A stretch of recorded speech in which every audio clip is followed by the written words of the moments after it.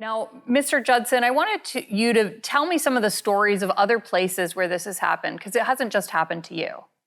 No, it hasn't. And I have exchanged war stories with council members across the province. And some of these I think are quite egregious. So, just off the top of my head, in Barrie, there was a young councillor who was sanctioned for making a comment that it looked like two federal politicians were, quote, playing footsies with white supremacists, end quote.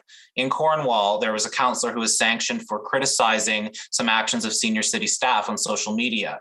And then in Hamilton, there was a member of a local municipal board who was sanctioned by the commissioner for criticizing the city's efforts on LGBT inclusion. So, I mean, those are all commentary. All those are examples of commentary that have been made with a view to serve the public interest in engaging in municipal affairs and civic debate. Whether we don't like those comments, they shouldn't be judicialized. They should be politicized, and they should be subject to debate and clarity through that process. Now, Mr. Honigman, you have raised some concerns about this creating a chilling effect on speech at city councils on issues that really should be a part of democratic debate. Can you elaborate on that concern? Absolutely. Let's keep in mind what the speech is that was impugned in this case. It was prima facie political speech. It was Councillor Judson in his role as a council member talking about what the name of a road should be, talking about other reconciliation initiatives, talking about the demographics of Fort Frances. All of that is political speech. And the Supreme Court of Canada has said political speech is the most protected form of expression.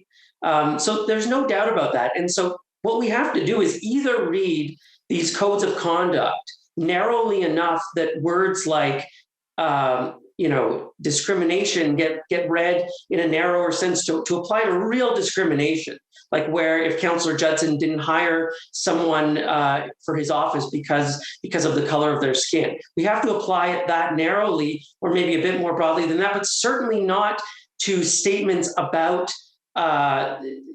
describing an author of a comment as a white senior citizen. That cannot be discriminatory speech that engages a code of conduct and that engages an integrity commissioner investigation. And that's really the problem. And Councillor Judson pointed out a bunch of other municipalities where this has happened. I've seen some other municipalities as well. And the key point that I've seen, Christine, is that it happens on both sides of the political spectrum. Nobody is safe. You can be reprimanded for making an LGBT inclusion comment. Someone else can be reprimanded for making a comment that's seen as not being sufficiently inclusive of LGBT.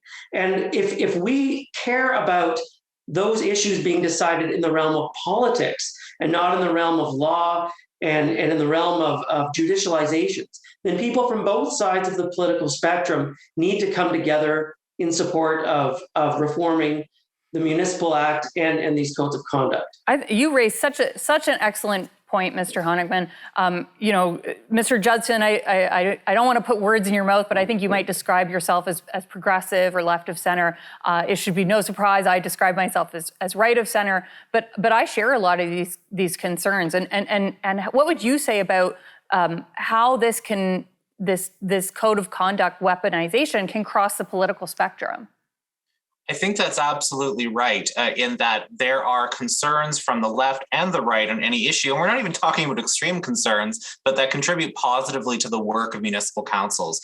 In Ontario, we don't have partisan municipal councils. So part of our job is to work with one another and have free exchange of ideas. And we need to be able to do that without this, the monster of this chilling effect on our backs. And that includes the communications we make out there in the community. One of the things that troubles me most about what I've seen about those complaints I described is that they all target newer members of council and young people that are the renewal of their councils. Now, I'm not making a comment about where they come from in their politics, but I think if you take stock of Ontario municipalities, you'll find they're very old, they're not very diverse. And if we really are serious about this level of government that's closest to the people, not stagnating and doing important things in the future, we need to foster new ideas and opening the door to free expression that perhaps others might find objectionable. We need to be able to share those ideas and perspectives on social issues.